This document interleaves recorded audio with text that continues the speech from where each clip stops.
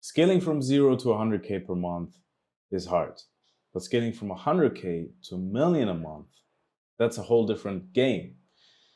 Most e-commerce founders think they just need to, spend more on ads or just do more of what they've been doing so far.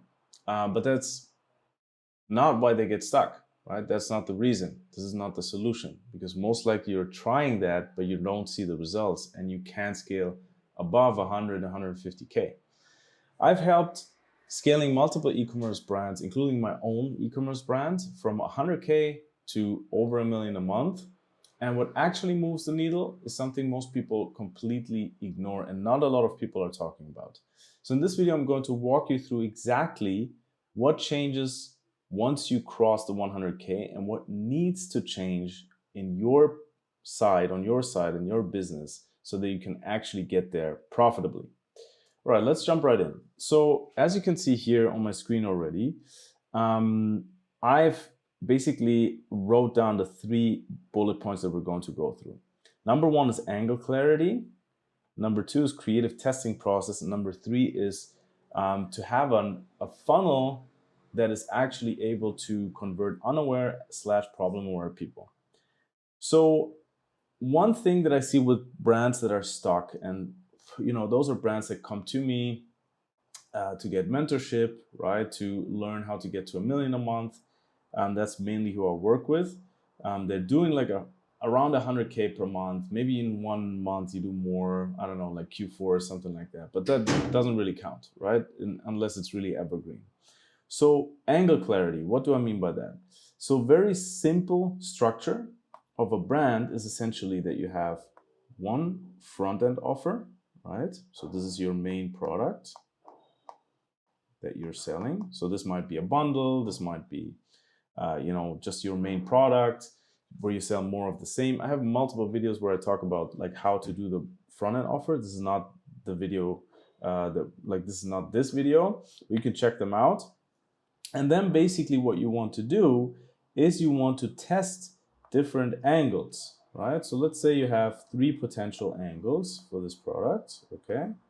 You have angle 1, you have angle 2, and you have angle 3.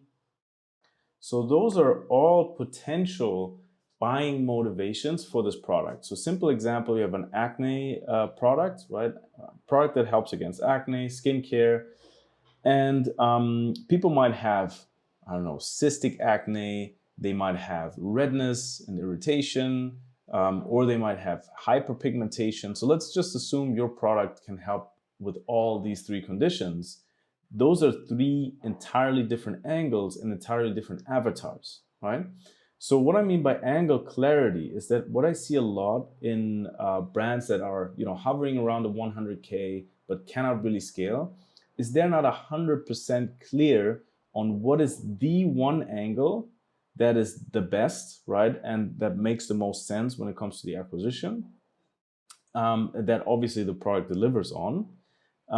So this is really a huge difference, right? This is what you see with brands that cannot crack the 100K consistently, is that they don't really know what is our main angle, because this is so important for all the following steps that I'm going to walk you through.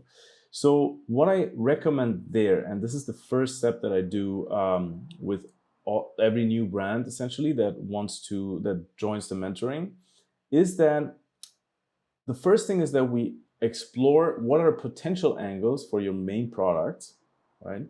And then we test that systematically, just to have clarity on, this is like when we look at the data, we tested, let's say 5 angles, 3 angles, and angle 1 is the winner, right? So what we're going to do then is to basically disregard these 2 angles or these other angles for now. It doesn't mean that we never touch them, but for now, we are going to focus all of our efforts on this winning angle, right? And that's really something, this is so powerful when it comes to just getting a competitive advantage and really aligning all of your efforts to break through in the market and just to scale way more efficiently, okay? So this is what I see with brands that are stuck. They just don't have angle clarity, right? So you might have a bunch of creatives live, But when you actually analyze the creatives, in every single creative, you're targeting a different avatar. Or sometimes what I see is that in one creative, people try to sell to all the different avatars, which is not really working, right? Because people ultimately only care about what their condition is, what their situation is. So they only want to hear about the exact pain point that they have, right?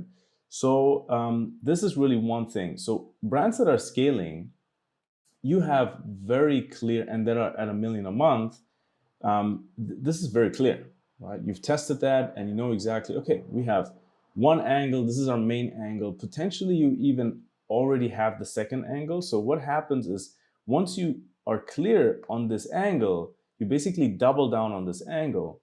And then once you see that, you see diminishing returns, let's say, you scale up this angle to, the maximum ad spend that you can. Let's say you're spending, I don't know, $7,000 on this one. And this is where you see not the first, but this is where you see resistance, right? It doesn't matter what creatives you're testing, what funnels you're testing. This is just a cap. Let's just assume that. I don't really believe in that, but just for the sake of the argument. And then what you do is, okay, let's explore the next best angle and let's try to scale up the ad spend here. And you might be able to spend another 5K on the second angle, right? And all of a sudden you're spending 13K. Profitably, highly profitable, right?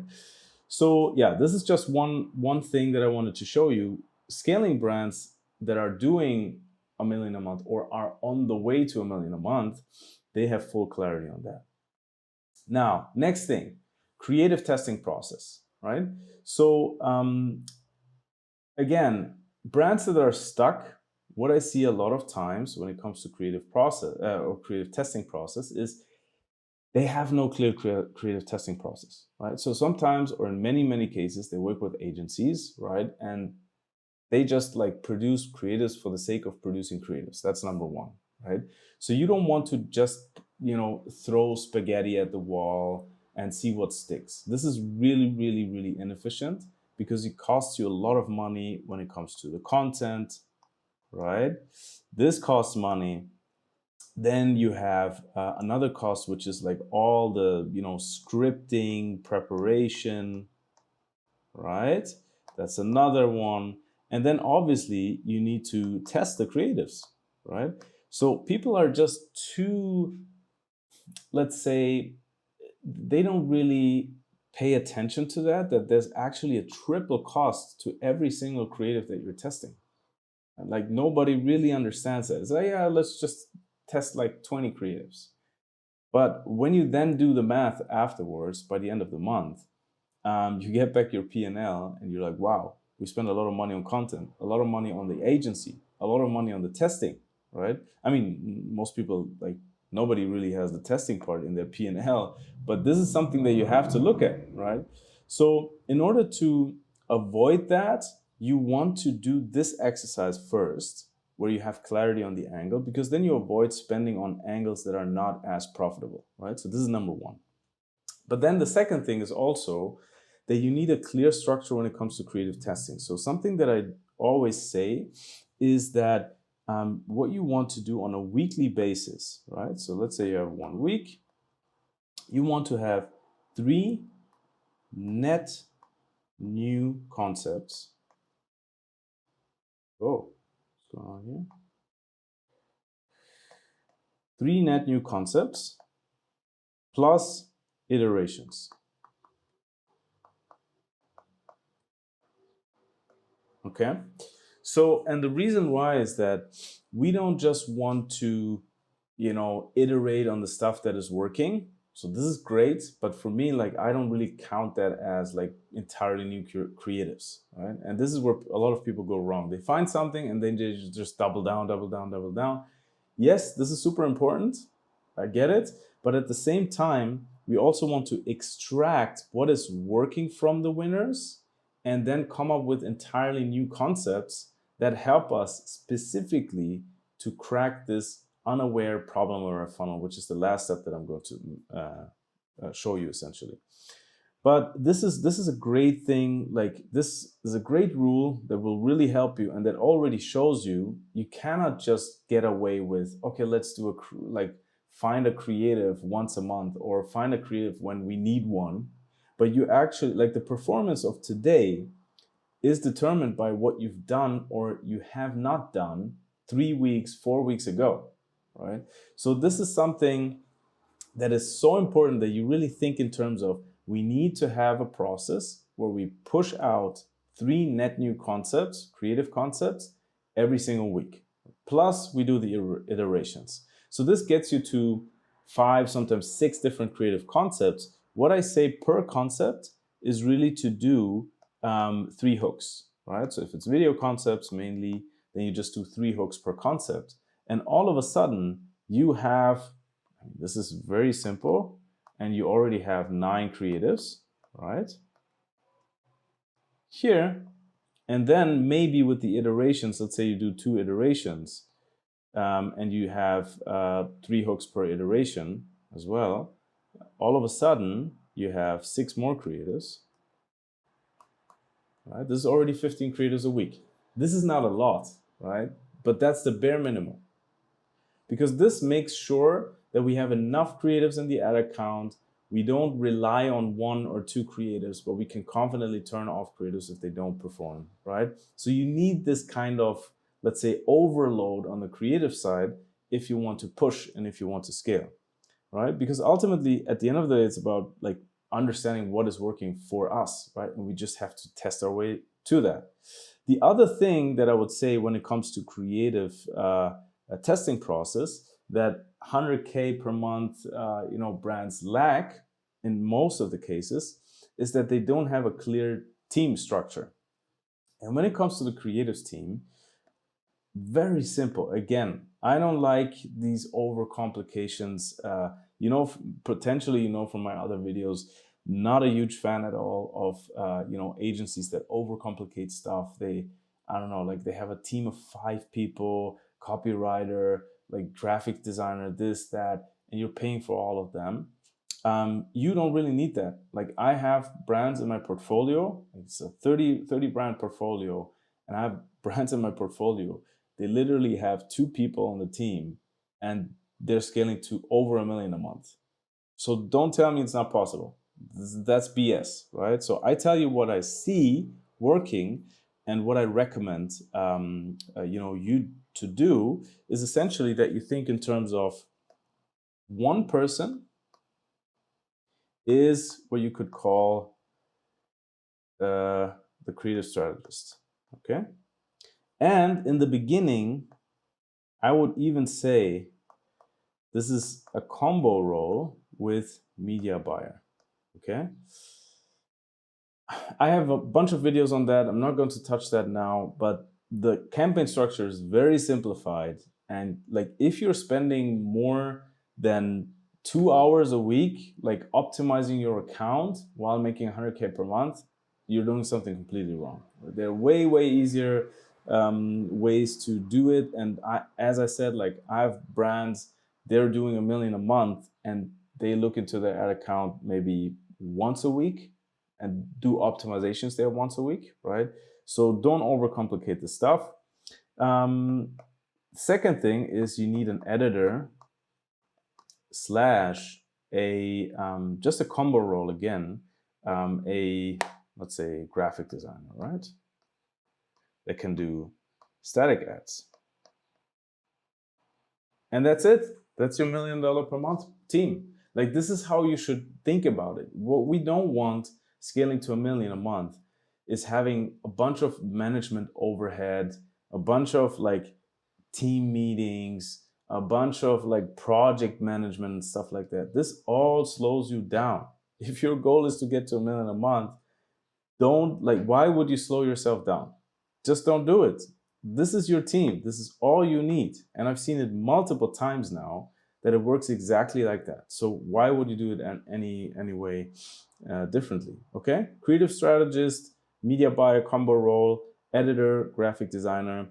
What do they do? Very simple. Creative strategists, their goal is to make sure that we have the right creatives for the right angles, briefed, and the content basically sourced so that the editor can just go ahead and with the briefing, so here basically you would have the briefing. This is what the editor gets, the briefing plus the content, and the editor just pumps out creatives, okay? Very, very simple. This is where brands that are stuck have a problem and scaling brands don't have a problem. And then the very last thing, which is one of my favorite things to talk about, but again, a lot of people have no idea about this, and that's why they're stuck while they're constantly testing. So you could have both of these things ready, right? So you could basically have the angle clarity done, the creative testing process done, pumping out creatives every single week, but still be stuck, okay? And then most likely the reason why is that you don't have any assets that are designed to get in front of unaware / problem aware people and to convert them all the way to your product finally, okay? And this is something that is, you know, it's really, I mean, if you understand this, you will think about creatives and funnels in a completely different way, okay? So very basically, make sure to get familiar with the awareness stage concept, okay? So you might have seen this, especially in some of my videos up until now, but let's just assume those are the different awareness stages, okay? So one obviously is product, right? So people are super aware of the product. There's actually one that is fully aware, whatever. Solution, problem, and unaware. Okay, that was actually my mistake, so forget about this one, okay? So what you want to do is essentially move people all the way down to finally purchase your product, okay? That's the goal. Now, what most of the people do, especially the ones that are stuck at 100K, and that's the thing, that this is really the you know, the problem in a way. It's great on one hand because it gets you to 100K fairly quickly, but then it stops scaling. You cannot scale anymore. The reason why is that people focus mainly when it comes to their messaging in their ads and the funnels that they send to. They focus mainly on this part of the funnel, which is product aware, fully aware, right? So very product heavy, creatives, which, as I said, like this gets you to a certain point. But when you look at your markets and your market size, right? So let's assume this is your total addressable markets, right? Your TAM. How many people in your total addressable market actually know your product? Right? How many people? Most likely that many people. The rest doesn't know your product. They don't maybe even know your solution type, right? So they're just stuck on these like commonly used solutions that they use because they're like common, but they're not fully happy with them, right? But they're not aware of an alternative that actually that they could switch to, right? So what I want to say is that if your marketing only appeals to this small part of the market, you're missing out on all of these people. In order to access these people, you need to change your messaging, right? You need to start the conversation where they are, right? And that's what these awareness stages are all about, right? So basically, what you want to do is you want to start the conversation at a problem level, for example, right? Then educate people on what the real, let's say, problem below the problem is, and then why all these other solutions that they obviously know and most likely have tried out don't work, and how your product is different from that. So as you can see, it's more like a 3-step process than just selling, here's my product 20% off. Here's why my product is so great. right? So 3 reasons why this is the best product ever. Like, very few people care about this. So when it comes to your creative strategy, it's really about understanding how can I increase my market share in a way, or basically how can I make sure that I have assets, that I push assets to Meta that allow me to get in front of people that are, let's say, further away from my product, right? This is the real magic when it comes to getting to 1 million a month, right? You have to switch your approach when it comes to the messaging, and not just blast out these product ads, because this is what everybody's doing. That's why this is also super crowded at some point, and it gets very, very hard to scale. Your CPAs go up every time you try to increase the budget, right? So that's where you need to get in front of colder audiences and then convert them to get into the next stage where you again have assets, okay? So finally, it's about a creative stack, right? It's not just about having one creative, one winning creative, but it's about having different creatives that, you know, live in these different funnel stages, right?